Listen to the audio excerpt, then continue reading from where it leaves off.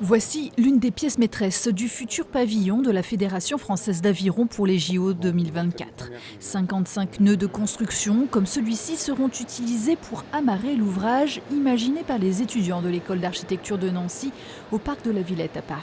Ce mardi matin, au sein de l'entreprise de charpente Houot de Sainte-Marguerite, près de Saint-Dié-des-Vosges, ces jeunes découvraient les premiers éléments assemblés. À chaque fois, on la voyait sur des plans, sur des visuels, et là, on se rend compte de l'échelle et de ce que ça crée. Et enfin, il y a plein de choses à regarder. Et c'est de vivre ce qu'on a dessiné, ouais, c'est quand même incroyable. L'intérêt majeur, c'est de représenter la discipline de l'aviron, donc à travers les lancements, par exemple, d'un aviron, donc à travers le mouvement des rames notamment, le socle des poteaux, qui est en fait un skiff renversé, qui évoque donc la coque d'un bateau. Et aussi après, on a tout ce treillis supérieur qui vient aussi évoquer donc le mouvement de l'eau. Ce pavillon, appelé les Rameaux, entre dans le programme Archifolie du ministère de la Culture, qui permet à 20 écoles d'architecture française de montrer leur savoir-faire.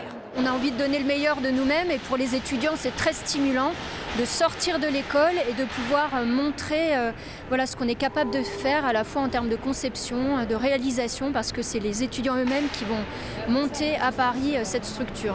Cette construction innovante est née de la synergie entre les entreprises vosgiennes Vesroc, Charpente Houot et le CIRTES et les centres de formation, l'école des ingénieurs du bois d'Épinal et l'ENSA de Nancy. Le plus important de tout, je crois, c'est que ça peut être un magnifique transfert de témoins entre les générations. Il faut qu'on arrive à leur faire passer des valeurs qui sont le respect du métier, les respects de l'homme, du matériau. Pour corser le défi, le temps était limité, quelques mois, là où plusieurs années auraient été nécessaires.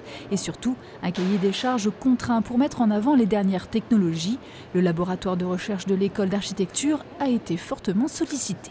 au sein de ce labo, il y a toute une recherche autour des méthodes de conception informatique qui peuvent être mises en lien avec l'architecture.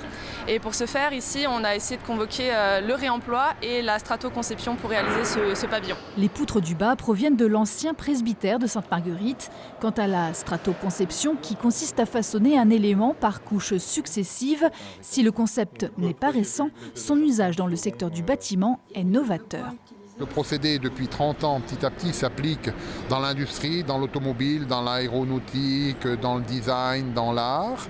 Et maintenant, il va s'appliquer au monumental de la charpente bois. La stratoconception permet d'usiner des formes révolutionnaires qui mettent au défi l'ensemble de la filière de construction. Avant d'être monté à Paris, ce module, qui ne représente qu'un tiers du pavillon, sera présenté lors du prochain forum Construction Bois qui aura lieu le mercredi 3 avril à Épinal et les 4 et 5 avril à Nancy.